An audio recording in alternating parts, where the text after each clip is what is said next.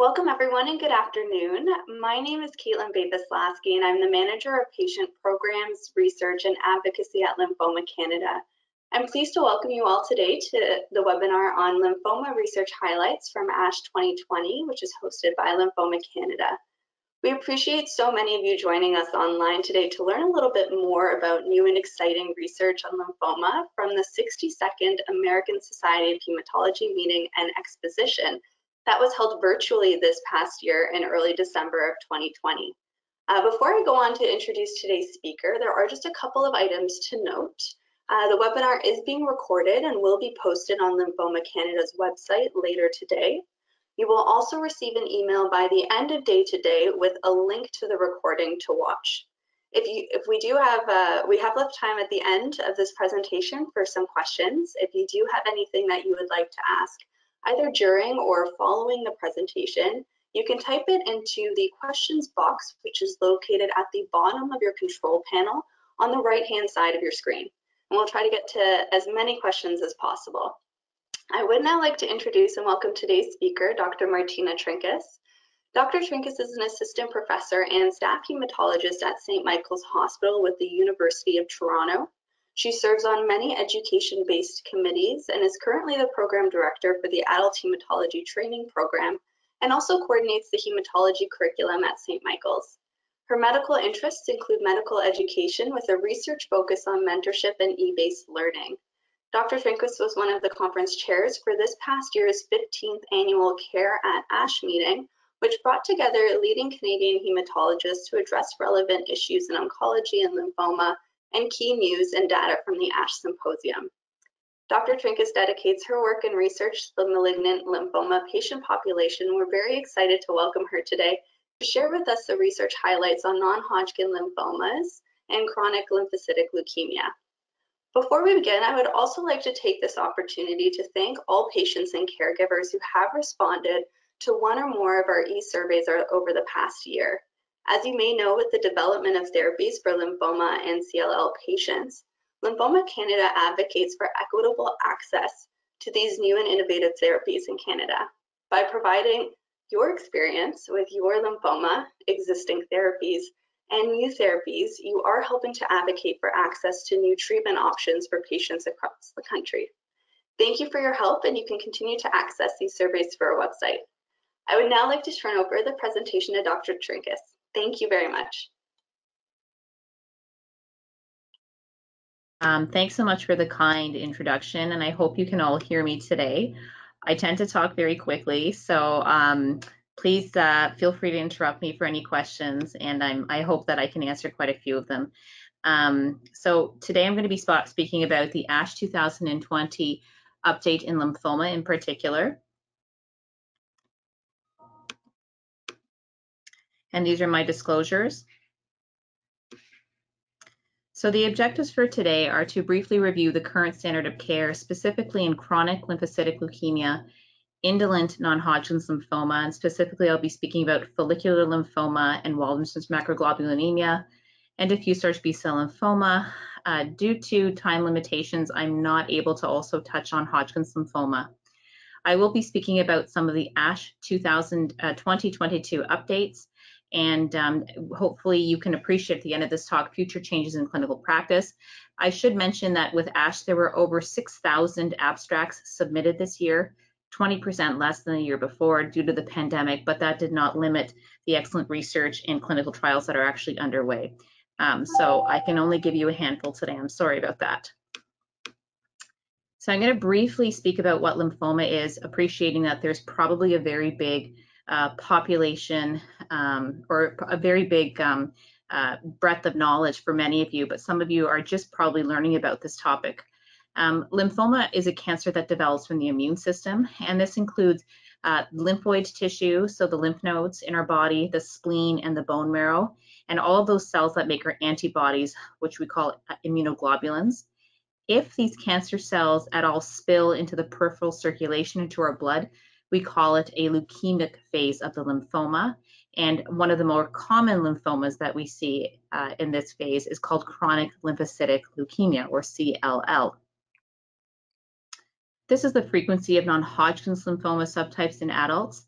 The most common is diffuse large B-cell lymphoma, followed by follicular lymphoma, and then I've listed some of the others based on this slide on your right-hand side. It should be noted that in Canada, about 9,000 cases of lymphoma are diagnosed per year, and we are now picking up more and more cases of chronic lymphocytic leukemia because of the many screening blood tests done in older patient populations, and this is traditionally how CLL is picked up in 91% of Canadians. So I'm going to start this review based on our knowledge of chronic lymphocytic leukemia. The average age of diagnosis is 72. The age-adjusted incidence rates are about 7 to 12 per 100,000, and we diagnose it through a very special test called flow cytometry of the blood. We're looking at specific B cell values of greater than 5 × 10⁹ per liter with a very specific immunophenotype. I just put a picture here so that you can see what we look at under the microscope, and they're tiny little lymphoid cells that have little soccer ball nuclei appearances. When we look at our patients with CLL, we often like to prognosticate them, but already the most updated prognostic scoring system called the CLL International Prognostic Scoring Index is outdated, being published in 2016 by Dr. Halleck and his German colleagues. What we look at with the CLL-IPI are a few factors. We look at whether patients may have adverse cytogenetic features such as housing the p53 or 17p deletion cytogenetic abnormality, if they have a thing called an unmutated IGHV status. And what this means is that your B cells, which are the cancers in this CLL cancer, are not able to actually make antibodies normally. They're very rigid and fixed in their production of antibodies, meaning they're unmutated. We like to see mutated cells.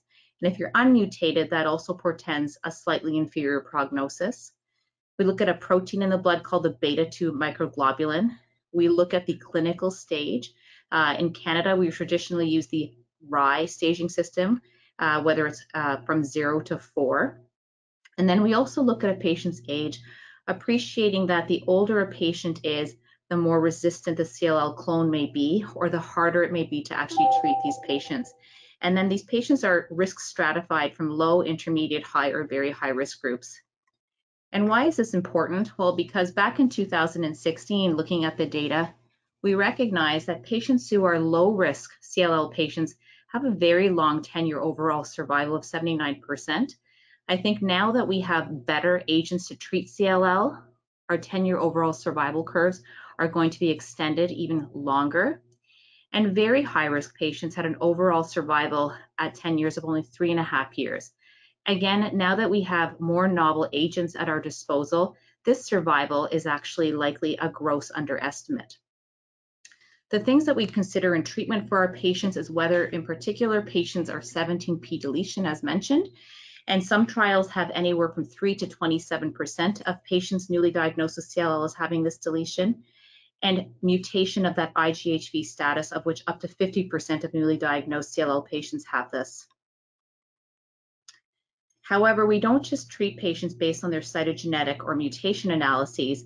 We really have to have an indication for treatment because some of these patients may not need treatment for several years. So we really have to think about whether patients have progressive marrow failure, meaning that they have a drop in blood counts that actually is affecting their overall quality of life, whether they have growth of lymph nodes or their spleen that is also compromising organ function, whether they have significant rises in their lymphocytes counts in the blood, whether they have other phenomena where their immune systems are actually attacking their red blood cells or platelets, and if they have any specific disease-related symptoms like weight loss, significant fatigue, fevers, or drenching night sweats where you have to change your sheets at nighttime, then we actually have to think about treating you for this condition. Treatment has evolved over the years. So in 1954, we actually had our hands on chlorambucil, which is a purine analog. It's a pill. And for certain subsets of patients, we still use it. But throughout the years, much of our treatment has been based on intravenous chemotherapies like bendamustine, fludarabine, and then in 1992, we finally had a monoclonal antibody called Rituximab, 2004 ofatumumab, and then obinutuzumab in 2009. And these are specific immunotherapies that actually target CD20 positive antigens on the outside of our B cells to actually kill them. Now, however, since 2013, we have targeted therapy. So this is not chemotherapy. These are pills that you take by mouth that actually target specific processes in the B cell to prevent their proliferation and to promote their cell killing or apoptosis. The other treatment that is now coming down the pipeline more and more is a CAR T cell therapy that I'll speak to later on in this presentation. Right now, however, the only cure for CLL is allogeneic bone marrow transplant. And because of our new therapies in CLL, the last bone marrow transplant for CLL was done almost over 1 year ago. And I believe there's only 1 to 2 bone marrow transplants for CLL now done in Canada per year. It's very rare to do this. So I spoke about targeted agents in CLL, and for some of this, for some of you in the audience, this may be review, but it's important for the context of our discussion with CLL as we look into the landscape of this with ASH 2020. First off, we have a drug called idelalisib, which actually is a PI3 kinase inhibitor. We have another drug called brutinib, which is a Bruton tyrosine kinase inhibitor. And then we have another drug called venetoclax, which is a BCL2 inhibitor. And these are all fancy little drugs that actually inhibit B cell proliferation, growth, and survival at different stages in B cell maturation. The important thing, however, is that these are all oral agents, they're targeted agents, but they all come with their unique toxicities that we'll talk about. Speaking about CLL specifically with chemotherapy, whenever we sit down with our patients, we have to be mindful of a few things. First off, we do have to respect where CLL therapy came from. Specifically, right now for first-line therapy, meaning you've never been treated for CLL before, we can consider certain chemotherapy, immunotherapy options. One of them is chlorambucil and obinutuzumab, a monoclonal protein with a chemotherapy pill that overall gives a remission duration or control of disease of 27 months. But even though this progression-free survival is 27 months, we have to appreciate that in CLL, we don't actually retreat at the 27-month mark. The time to next treatment may be as long as 48 months on average with this. We can always manage patients with active surveillance, even if there are a few lymph nodes or a mild drop in your blood counts, so long as things don't get too out of hand. Another treatment that some of you may have heard about is fludarabine, cyclophosphamide, and rituximab, which gives a control of CLL disease for up to 52 months. And traditionally now, this is being reserved for patients under the age of 65 with good renal function, with a mutated, not an unmutated IgHV immunoglobulin status, and for those patients that do not have the 17p deletion clone.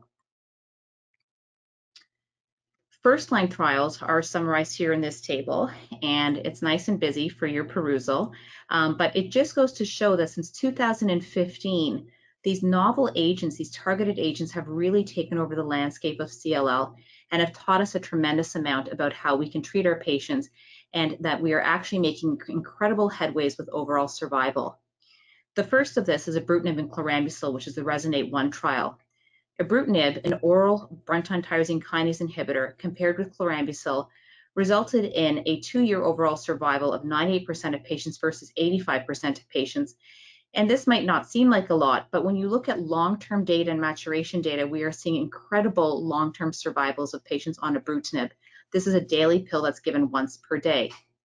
However, what we are now noticing from this year's ASH is that there's an up to 42% discontinuation rate of this oral CLL pill at 5 years.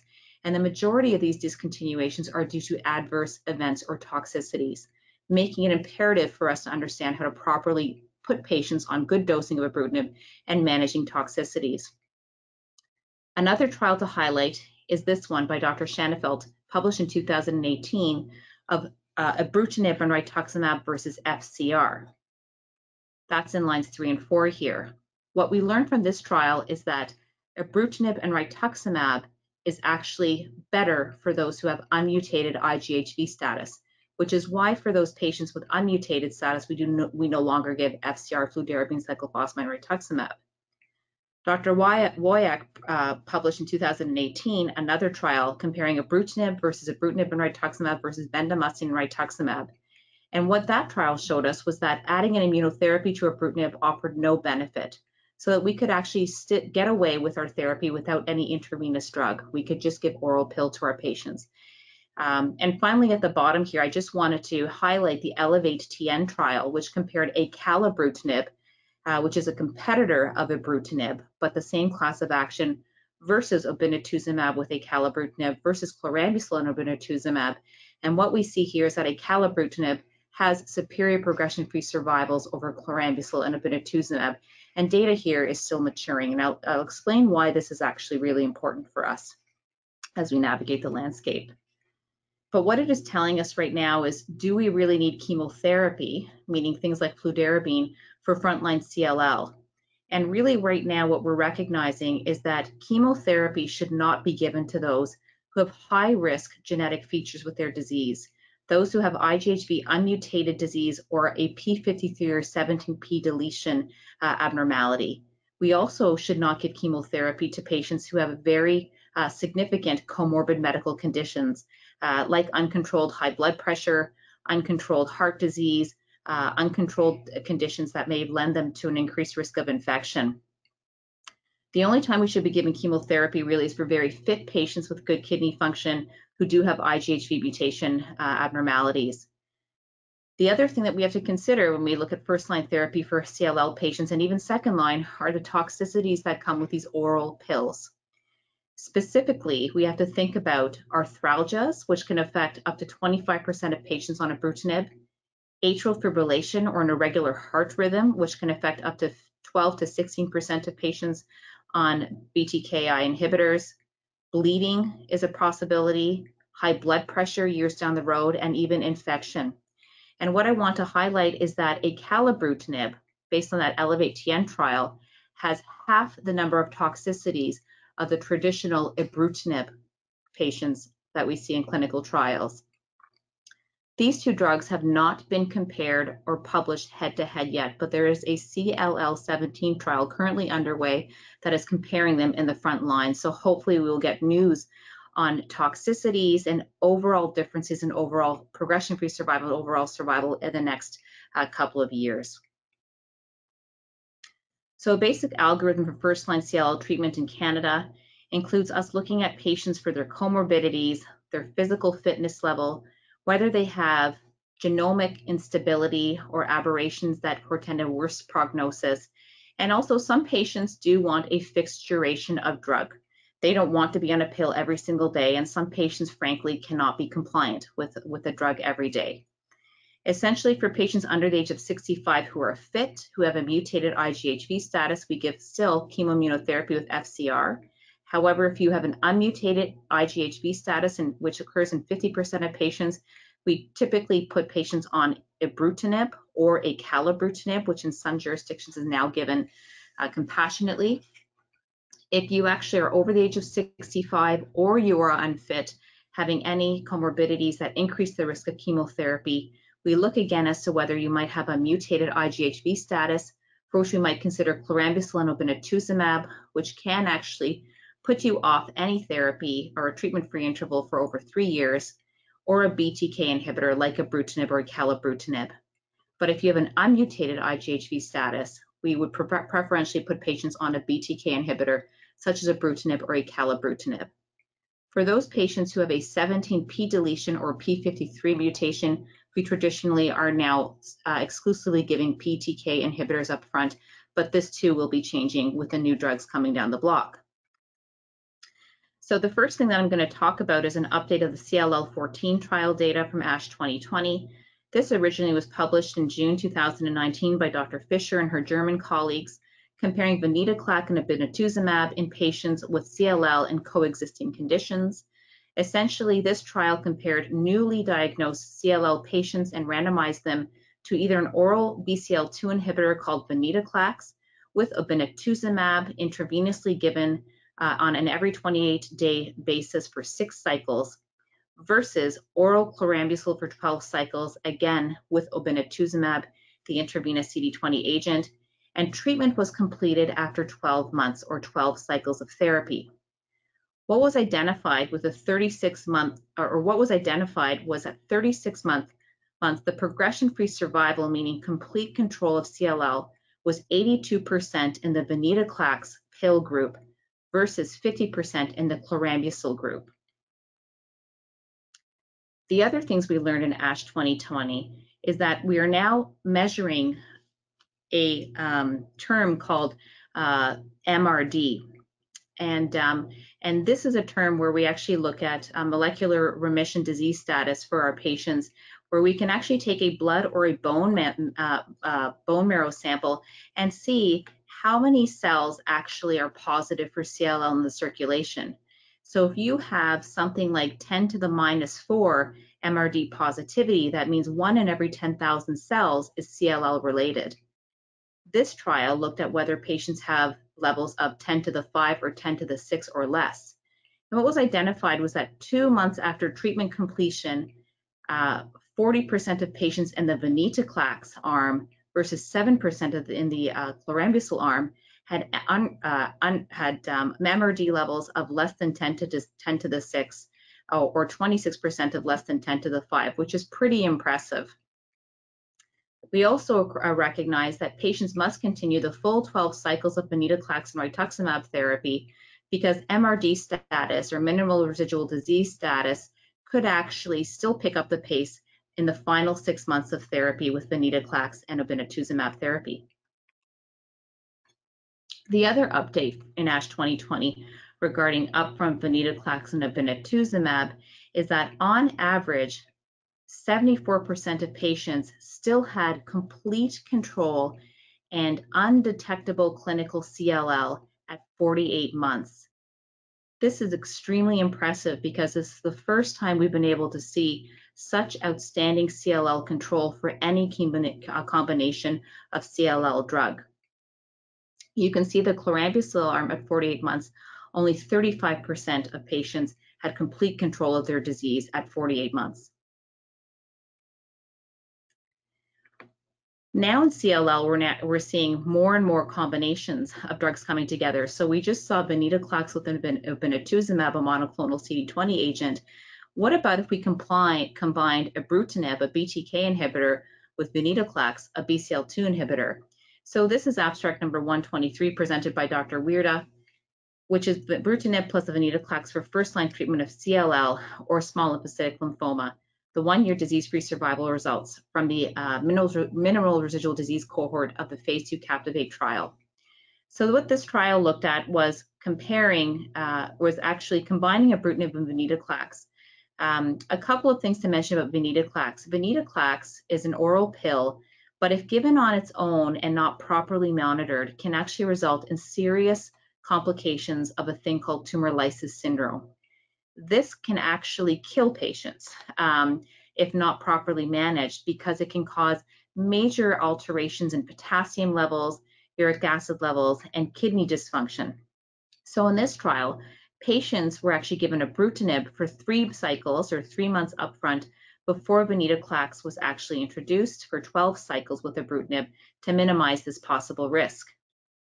Then patients were randomized based on their MRD status to either receiving a sugar pill, placebo, ibrutinib, or if they did not have confirmed undetectable MRD status, ibrutinib or ibrutinib and venetoclax.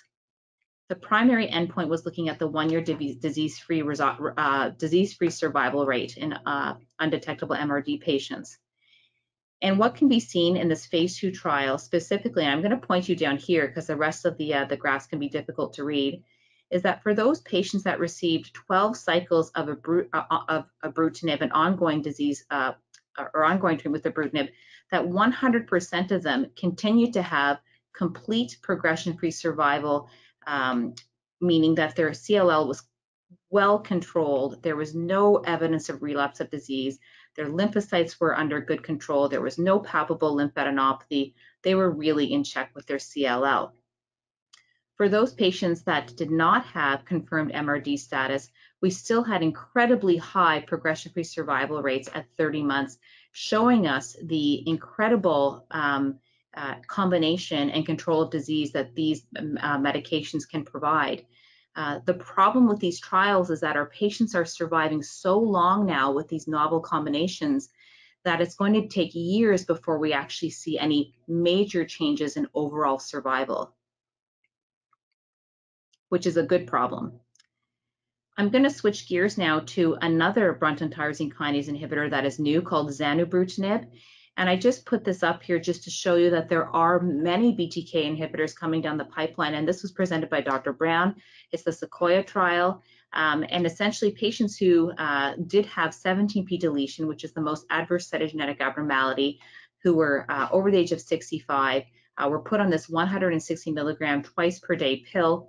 And what we see with this drug is that the overall response rate was 83%. Mind you, the actual results are quite premature and early, so we do wait for updated results from this. But this is meant to just show you that zanubrutinib is likely another drug, if you're Googling away, that is coming down the pipeline in terms of another opportunity for CLL treatment. I'm going to switch gears now for second-line CLL treatment or relapse disease. So these are for patients who have been on first-line therapy and are either progressing on therapy with new lymphocytes going up in the blood or new lymphadenopathy or something else changing in their health, where we just see that there's a loss of control of their CLL treatment.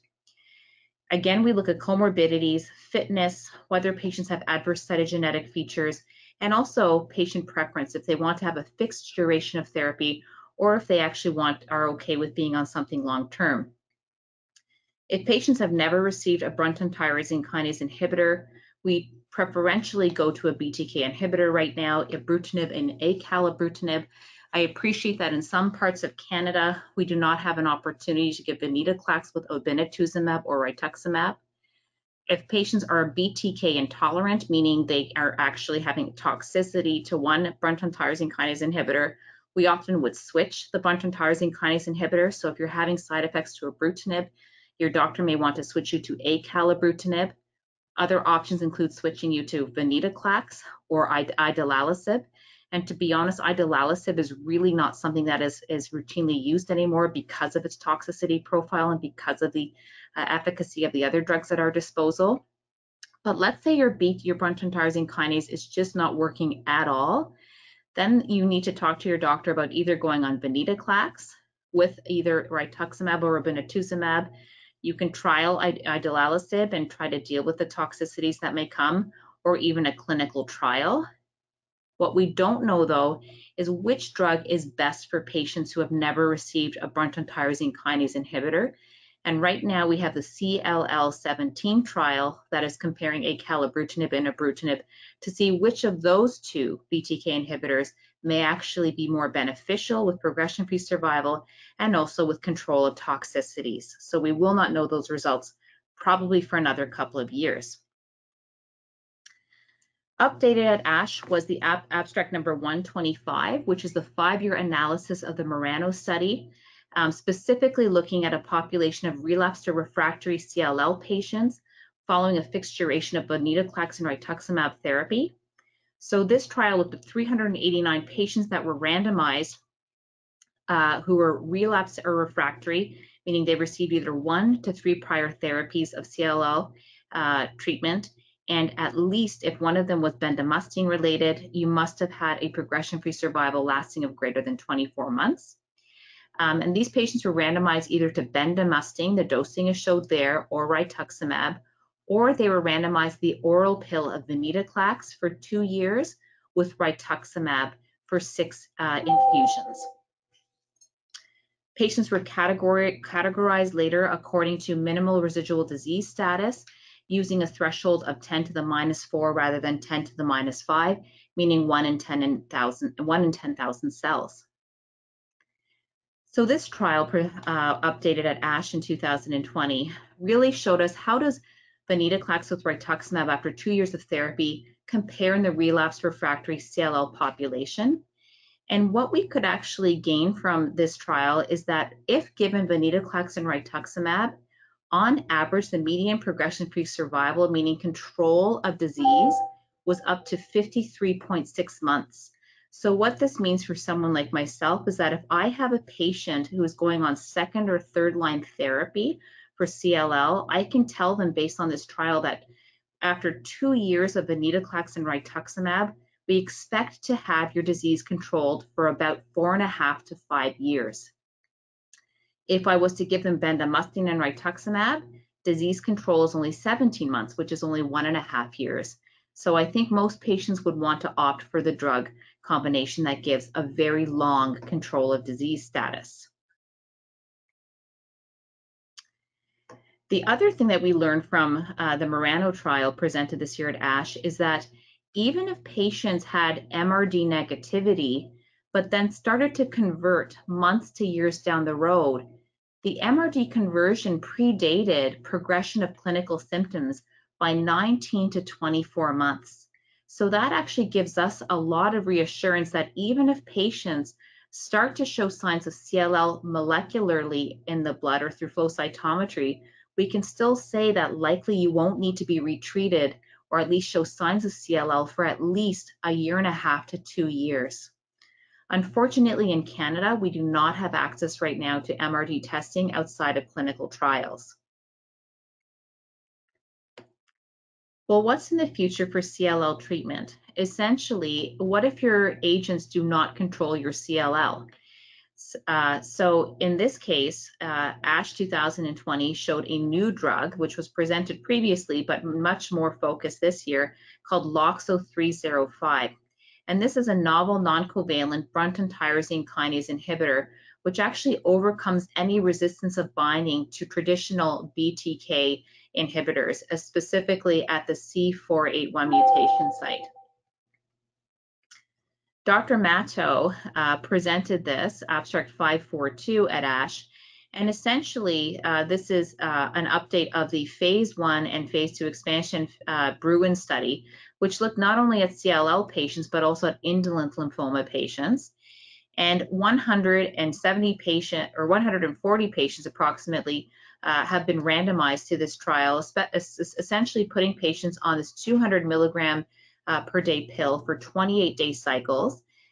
Dose escalation was allowed here, but traditionally these patients were either in active need of therapy or had been previously treated with resistant disease. This is the waterfall plot presented at ASH this year, and you can see that with the waterfall plot that the majority of patients had a 50% reduction in disease burden, whether they had no prior BTK inhibitor therapy or even prior BTK inhibitor therapy, which traditionally was with brutinib. So for those patients that look to be brutinib resistant, this is the drug to actually get your hands on. The safety toxicity profile for this was very well tolerated, showed very good tolerability with few grade 3 toxicities, meaning when you have to go see a doctor, go to the emergency department, a very small number of patients with fatigue, hypertension, and really a low number of patients with diarrhea that was very well controlled. So I've just given you a sampling of some of the CLL abstracts shown at ASH 2020. There were hundreds of them, but it led us with just a taste in our mouth of future questions in CLL that we have to consider. So a couple of things that we're looking forward to, which is the head-to-head trial of brutinib versus acalabrutinib in first and second line CLL, which is currently accruing. What we do know from retrospective data in the relapsed CLL population is that acalabrutinib looks to be just as equivalent as ibrutinib, but we do await for these trials to come out and mature themselves. We are also looking at promising drugs which overcome Bruton tyrosine kinase inhibitor resistance, such as LOXO-305. We're also questioning how do we use minimal residual testing disease in CLL patients, particularly in Canada, because right now we feel that it will not change our overall management plan of ongoing active surveillance of our patients. And what gives us some reassurance is that MRD positivity conversion precludes clinical symptoms by up to 25 months. We do, however, recognize from the data presented at ASH that those with 17p deletion or complex cytogenetics will progress likely faster. It's still unclear whether unmutated IGHV patients need more targeted agents versus chemoimmunotherapy, despite the clinical literature. And right now, there are so many combinations coming down the pipeline that with limited time exposures, it's hard to know which combination is going to be the big winner. In fact, when you look at all of the major drugs that we have right now in CLL, the oral pills, you can probably come up with 120 different clinical trials, all of which would take a long time to mature because CLL patients are living longer and longer on these drugs. I'm going to switch gears now and talk about indolent non-Hodgkin's lymphoma. So this is a background on follicular lymphoma for those of you that may have follicular lymphoma or know someone who's been diagnosed with follicular lymphoma. First-line therapy right now is a drug called bendamustine, which is a purine analog with a monoclonal antibody called Rituximab. It is based on a 2013 published trial already, the STILL trial, which actually showed a progression-free survival of 69.5 months over 31.2 months compared to R-CHOP. But it does come with some toxicity, including a drop in blood counts. There have been other trials that have been published on first-line therapy for follicular lymphoma, including the PRIMA trial and the Gallium trial, and even in 2018, a trial called the Relevance trial, which looked at an oral pill called Revlimid with Rituximab and Rituximab maintenance. But overall in Canada, we are still relying on bendamustine and Rituximab as first-line therapy for follicular lymphoma. We also learned last year in 2019 at ASH that maintenance Rituximab is a good thing for our patients and increases progression-free survival in most indolent lymphoma subtypes, except for Waldenstrom's macroglobulinemia. So when your patient practices or with your physician, if you have Waldenstrom's, you may actually not be offered Rituximab maintenance. But the reason I show those background slides is because it's very difficult now with the new novel agents down the pipeline of how do we properly sequence therapy for follicular lymphoma. So traditionally for first-line therapy, as I mentioned, we give bendamustine and Rituximab. But now we are faced with a challenge of what do we give in second line?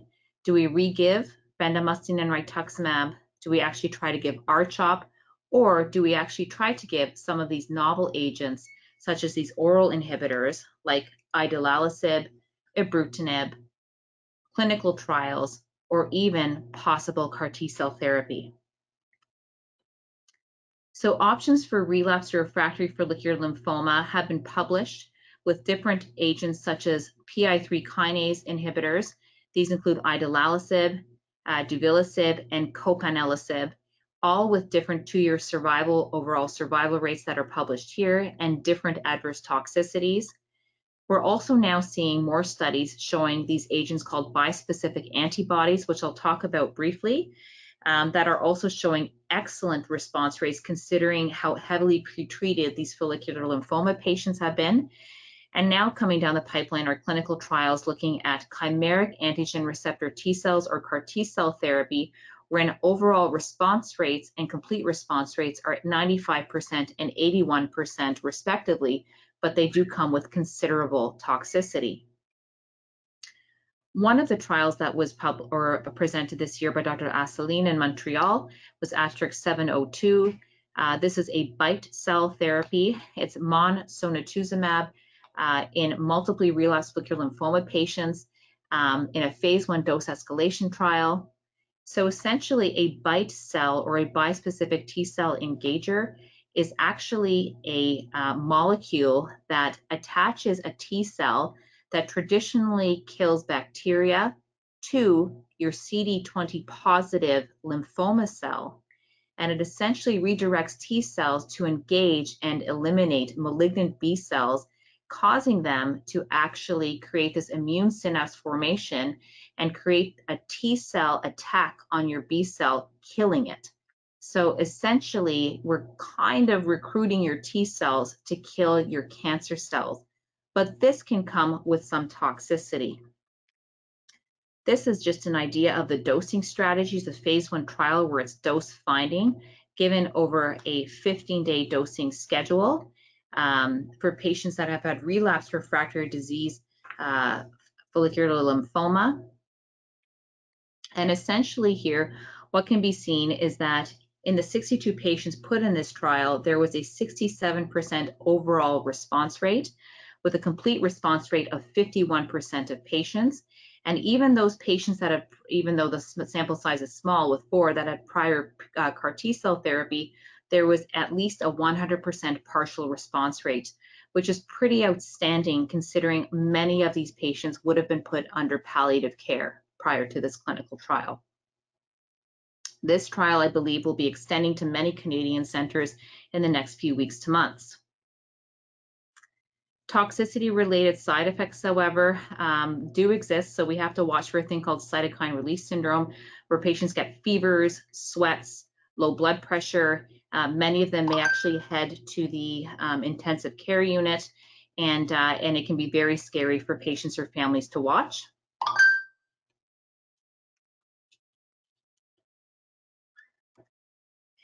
But still, despite this outstanding literature that's being presented at our conferences, there are still unmet needs in follicular lymphoma.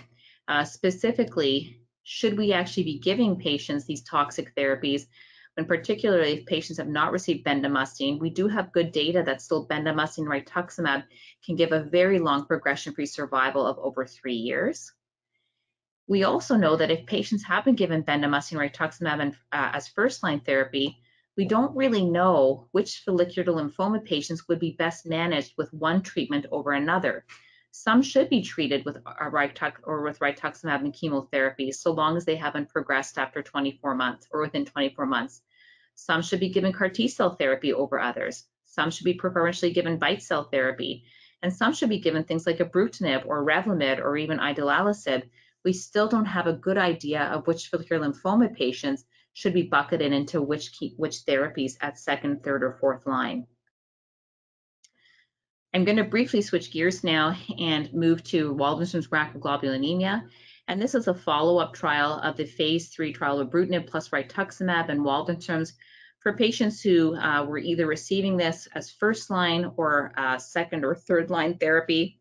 Essentially, patients were randomized to receive brutinib and rituximab versus placebo and rituximab. And this was originally published in 2016 with updates here at this year's ASH. What we do appreciate is that with the 5-year follow-up, patients with brutinib and rituximab overall have a median progression-free survival that has not been reached. And we are seeing this in our clinics that on average, patients put on brutinib with Waldenstrom's can easily be on the drug for over 4 to 5 years as long as adverse toxicities are actually well controlled. We do, however, appreciate that certain Waldenstrom's patients may do a little worse, and those are those with a CXCR4 mutation. Unfortunately, we do not have access to that mutational analysis here in Canada right now. But this is just to go that follow-up 5-year data has shown us that brutinib actually in second-line therapy for Waldenstrom's in particular is actually a really good drug. So switching gears, and it's a whirlwind because I was asked to talk about lymphoma, and there's a lot of lymphoma, is that I'm now going to switch to high-grade lymphomas or diffuse large B-cell lymphoma. And diffuse large B-cell lymphoma is one of the lymphomas that actually we can cure with chemotherapy. And this schematic here shows that the traditional standard of care is R-CHOP-based chemotherapy. R-CHOP stands for rituximab with cyclophosphamide, doxorubicin, vincristine or oncovorin, and prednisone. This is on your left-hand side. These are medications given intravenously, chemotherapy and immunotherapy. But now it seems that the playing field is changing a little bit, and particularly for those patients that are not cured with standard chemotherapy, we are now looking at a mechanism of disease control called CAR T-cell therapy, where a patient with relapsed or refractory lymphoma actually has their T cells, which are normally infection-fighting cells, removed from their body.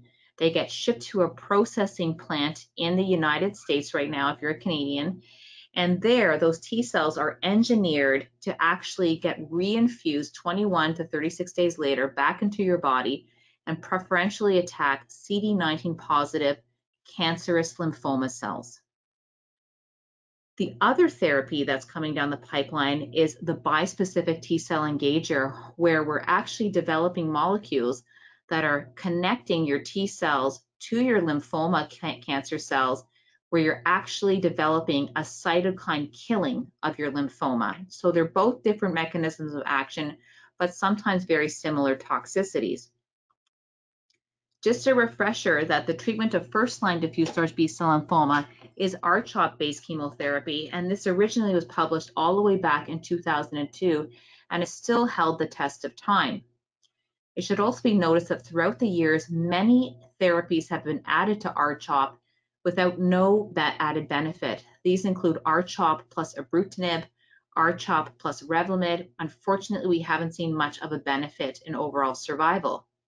There is a new trial coming down the pipeline with results hopefully coming in the next year or two called the Polyrix trial, where Rituximab, which is a monoclonal antibody against CD79A, is actually being combined with R-CHOP minus the vincristine versus R-CHOP itself to see if this actually improves overall survival in first-line diffuse large B-cell lymphoma. And right now there are trials accruing acalabrutinib, a similar agent to brutinib, to R-CHOP, again to see if there is any survival advantage with this disease. So when we look at newly diagnosed diffuse large B-cell lymphoma, approximately 60 to 65% of patients, depending on their International Prognostic Index score, will actually be cured. But that means that about 35 to 40% of patients may actually relapse with disease. The traditional second-line therapy for those under the age of 70 is to go for a thing called an autologous stem cell transplant. But still, of those, 50% of them may not have good control of disease, and only 40% may end up with a cure, with the remainder relapsing. For those that are not eligible for a transplant or do not respond to salvage therapy, they are candidates for clinical trial, or what I'm going to discuss in the next few slides is the CAR T-cell results from this past ASH. Now, we know from previous literature in 2017 and 2019 that CAR T-cell therapy actually works for diffuse large B-cell lymphoma in patients that either cannot go for a transplant or relapse after a transplant. And what's been identified in follow-up literature is that the overall survival of patients given CAR T-cell therapy who were relapsed refractory diffuse large B-cell lymphoma patients was 44%. Prior to this, the overall survival for patients was approximately 4 to 6 months. We also know that now there are different CAR T-cell products on the market. So one of them was studying the ZUMA-1 trial, Axi-cell it's called, and then another trial, the Juliet trial, looked at another CAR T-cell agent, which I will have a very tough time pronouncing, but there was a 34% progression-free survival at 14 months.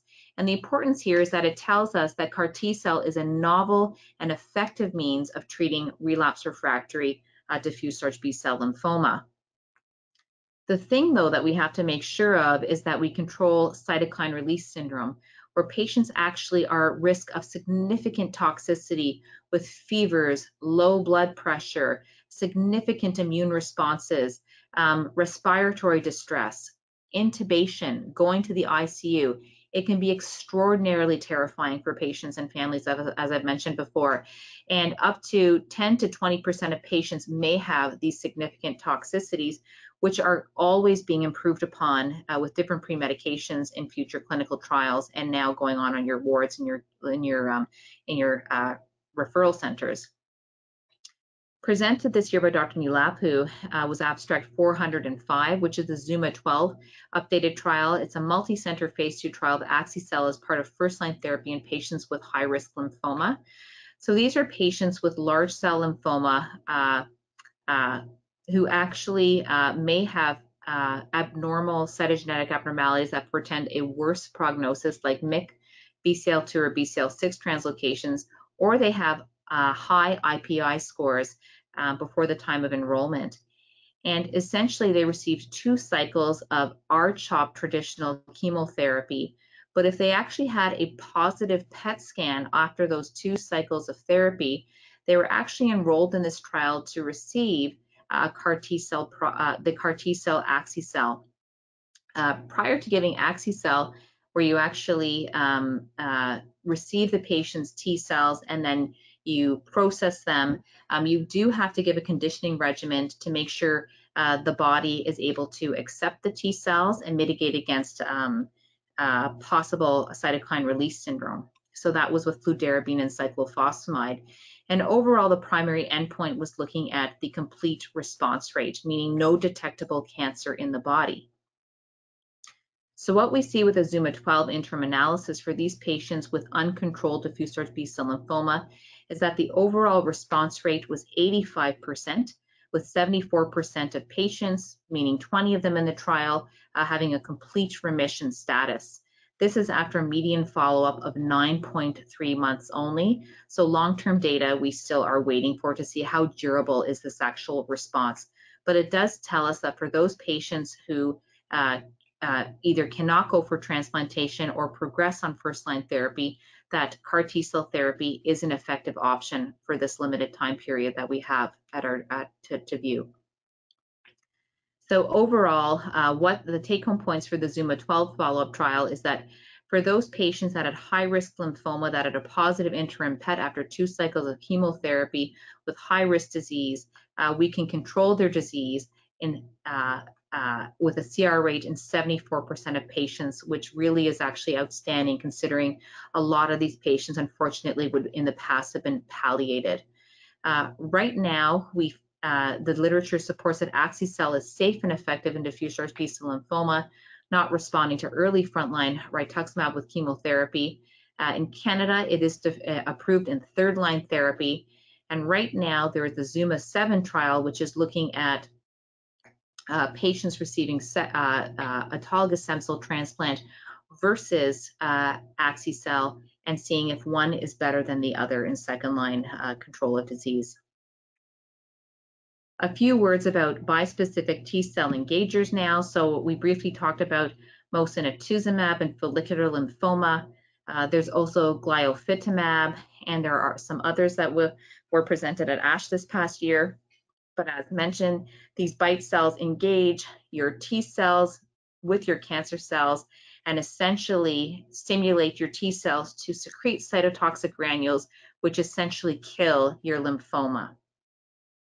One of the BiTE cells presented was abstract 402 by Dr. Hutchings, subcutaneous epcoritamab, which actually induced complete responses in patients in the relapsed refractory high-grade B-cell lymphoma setting. This is just a schematic to show you that these dose-finding trials are very complicated and that bit by bit by bit, patients continue to have dose escalation as we try to mitigate against toxicity, but try to see which dose actually also continues to give a treatment benefit. Follicular lymphoma patients and diffuse large B-cell lymphoma patients were actually put into this trial. And what's important to note is that almost every diffuse large B-cell lymphoma patient, or every single one of them, did receive R-CHOP-based chemotherapy and progressed on that. Overall response rates with higher doses were as high as 91%, albeit the sample sizes are quite small. We also see high response rates for patients with follicular lymphoma and mantle cell lymphoma. Another trial that was presented is gliofitamab, again, a dose escalation trial for patients with relapsed refractory non-Hodgkin's lymphoma. And obinutuzumab, in this case, was given 7 days prior to exposure to this BiTE therapy to avoid cytokine release syndrome. This is the overall demographic breakdown of our patients, with the majority of them being diffuse large B-cell lymphoma patients and having accelerated stage 4 disease. And overall, the response rates can be seen here as well. What we see is that the complete metabolic response rate was 62.5% in patients after 3 months of therapy, the overall response rate was 63% versus a 41% complete metabolic response rate. So again, this shows us that there are some very promising drugs coming down the pipeline that clearly show effective killing advantage of our high-grade lymphomas with good control for the most part of toxicity. So in conclusion, I'm approaching 5 o'clock now. ASH 2020 highlighted that the treatment of lymphomas continue to evolve. There are many targeted therapies going on. There are many new combinations, and much of this treatment now, particularly in high-grade lymphomas, is diverted towards the manipulation of the immune system in relapsed refractory disease. I should also stress that there is a no one-size-fits-all approach right now. Lymphoma and CLL treatment is no longer black and white. We have to take into consideration our patient's comorbidities, cytogenetic analyses, molecular features of the actual tumor biology, and also patient preference. But overall, with all of these novel agents coming down the pipeline and currently in clinical trial, it really does translate into improved overall life expectancies, which is extremely exciting. So with that, I'm able to take a few questions from the audience.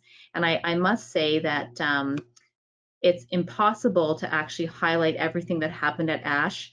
So I can imagine some of you were hoping that I would speak about some other abstracts, but with such a limited time frame, I hope I gave you a brief sampling of what's to come and all of the outstanding literature that's going to be coming down the pipeline for all of you to participate in. Thank you very much, Dr. Trinkaus. That was a really, really informative presentation. And as you mentioned, there are hundreds of lymphoma and CLL presentations and poster sessions at the past ASH conference. And we really thank you for summarizing a lot of these important studies and providing a detailed overview of what the important and relevant research topics is. If we wanted to try to get to every lymphoma subtype, I think we'd be here for about a day. So we really appreciate you summarizing this for the people that attended. For those who have joined us live today, just a reminder that you still can type your questions into the control panel on your screen, and we'll try to get to all of them today. We have quite a few to get started with. So the first question is, you had mentioned that certain treatment options may not be an option for patients that are unfit. Is there a specific definition of what an unfit patient might be? So this is specifically probably for CLL. So in the clinical trials, the German CLL study group, what they put together is a thing called a SEER score, which is a cumulative illness rating score. And that's really been for the purpose of clinical trials to ensure consistency between cohort groups. And specifically, patients with this SEER score or a cumulative illness rating score of greater than 6 are considered quote unquote unfit. And this score actually looks at everything from blood pressure control, diabetes control, kidney performance, blood counts, oxygen levels, ability to walk. Like, it looks at a bunch of 36 different parameters, I believe. But you know, in real life, when you actually look at a patient, physical fitness for us really boils down to how are your kidneys functioning? How is your liver functioning? Because some people do have, unfortunately, kidney disease and liver disease that prevents us from giving high doses of chemotherapy. And a lot of it also boils down to how far, it sounds very simple, how far can you actually walk? Are you able to live independently and shower independently? I know that sounds very, very frivolous to some people, but you have to imagine that the average age of CLL is 72. And a lot of our patients come in with many comorbidities, such as heart failure, arthritis, strokes, things that really prevent you from being physically agile or fit. And so giving someone a chemotherapy that may actually worsen those symptoms is a bad thing. So we really have to think about all of those parameters when we look at a patient, and then we look at the toxicities of drugs to make sure we're picking the right sequence of medications at the right dose. And I'm not sure if I'm answering that fairly, but that it really is a discussion to have with your physician. But a lot of it comes down to your blood work, and also based on what we call your performance status, meaning how robust of a patient or person you are. Okay, great. No, I think that was a great answer. Moving on to the next question, one of your last points when you were summarizing the CLL treatments was that it was unclear if unmutated IGHV patients need targeted agents versus novel agents through clinical trials. And options maybe now for patients have been known to include BTK inhibitors or venetoclax for unmutated IGHV. Is this still true? And kind of what are your thoughts moving forward on that?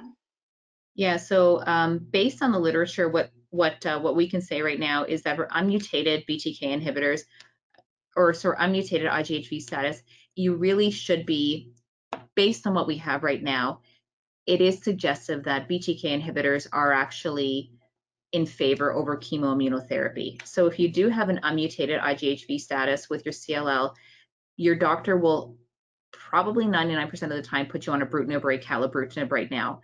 For first-line venetoclax, in many parts of Canada, that is actually still not funded, despite the CLL-14 trial data. So if you have good insurance, then your doctor can look into that, because that is a fixed 12-month duration of chemoimmunotherapy. But if you do not have insurance, for a lot of Canadians, that's actually not a possibility. Yeah, so it would be one of those two options in my mind, outside of clinical trial, which there are many clinical trials right now. Great, wonderful to hear. We probably have time for maybe a couple more questions, if that's okay. The next question is on, do you expect the toxicity of CAR T for follicular non-Hodgkin's lymphoma to be improved as this therapy is a bit more refined, perhaps? Yeah, definitely. So there are specific sites across Canada that are only doing CAR T cell therapy. You're not going to find this in your community centers at all. As we actually get more and more patients through CAR T cell therapy, we're actually learning how to properly premedicate our patients prior to and actually during the actual infusion itself. So I didn't talk about this at all, but protocols are always being improved upon. And one of the drugs that we're actually giving to quiet down the significant cytokine release syndrome is called tocilizumab. It's an IL-6 inhibitor.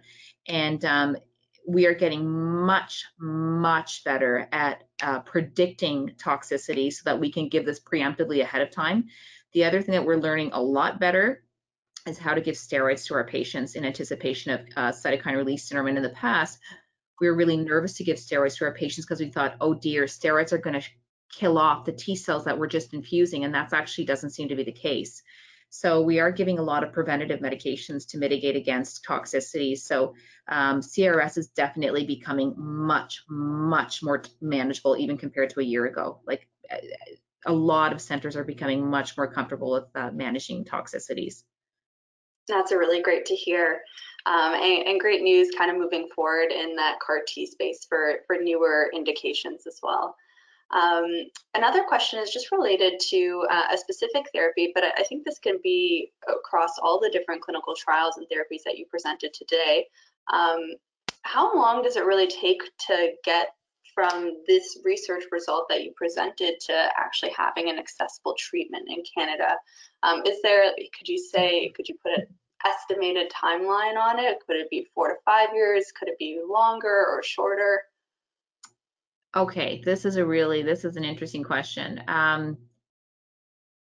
So to actually get drug approval in Canada, it actually has to go through a lot of regimented drug review boards, which are composed of physicians, statisticians, pharmacists, a bunch of people. And it does take time to actually go through that process to make sure that both from a physical, safe patient perspective standpoint, but also from an economic standpoint, that this is a viable, good thing to do in a socialist country. Some drugs like a brutinib, for instance, when the trial data came out for a brutinib in 2016, it was irrefutable that the data was so strong, this was actually unethical to hold back from our patient population. That was approved within weeks of publication in the New England Journal of Medicine. The other medications coming out of the pipeline, because I'm going to talk about CLL, has been so strong, it's taken a little bit longer to get drug access and approval, I'll be honest. But we're still pushing hard, and I would say it takes on average about 1 to 2 years. We're not like the Americans, which takes 6 weeks. But that's because a lot of their healthcare is actually privately funded. So we do have a lot more red tape, but things are moving a lot faster, and that's because the results are just so, they're actually so compelling that they cannot be ignored. So I don't think I answered that properly, but it's getting better. I will say it's definitely getting better. And CAR T cell therapy, if you're wondering when that'll be like prime time, fully approved outside of clinical trials or whatnot, CAR T cell actually is about $500,000 per treatment. So it's not willy-nilly spare change. So that actually is going to take a little bit longer time for approval to become standard of line prime time. And our approval processes will really wait for mature data before we actually can jump jump in and say that this is approved for everybody's use. That's wonderful. Thank you. And it's exciting to see how these therapies are coming to Canada. And like you mentioned, we're hoping it'll be a quicker process with some of these exciting options for patients. We're just about running out of time, so I just really wanted to ask a very quick question, if you could touch on just how exactly bispecific antibodies work in the body, and why there's such an exciting new treatment option for patients. Yeah, so bispecific antibodies, so they actually have two different attachment sites, one that actually attaches onto the cancer cell and one that actually attaches onto a T cell. And the moment this bispecific engager attaches to both cells, it actually stimulates a response in the T cell. It stimulates it to actually program it to think that that cancer cell is bacteria or a bad guy. And really what it does is it actually causes the T cell to spit all of its cytokines and actually cause an antibody-dependent cellular toxicity. So it literally is like spitting bullets at your cancer cell. It's a very targeted therapy, and and we have to appreciate that target on the actual T cell engager is very specific for a B cell lymphoma cell. Mm-hmm. However, not only does it kill the malignant B cell, it will also target the healthy B cells. So that's why we have to also think about long-term toxicity, because we are actually wiping out the normal immune system of our patients as well. And so with this, we have to think about vaccinations, that we have to revaccinate our patients. We have to put them on prophylactic antibiotics, but we also have to put a lot of them on intravenous immunoglobulin, because all of a sudden they're not able to make normal antibodies anymore. So you're getting great results with killing your cancer, but you're also getting these secondary possible infectious toxicities. Okay, no, that's great. And thank you for providing a bit more information about that. And it helps to just give a bit of a background on those new therapies that are coming out as well. So I wanted to take a moment to thank everyone for their questions. We had quite a few. So for those that we weren't able to answer, we will try to follow up offline. I really want to thank Dr. Martina Trinkaus for taking the time to thoroughly share your expertise and knowledge on all the presentations, topics, and exciting new things that were presented at the ASH conference. And I want to thank everyone as well who attended the audience live.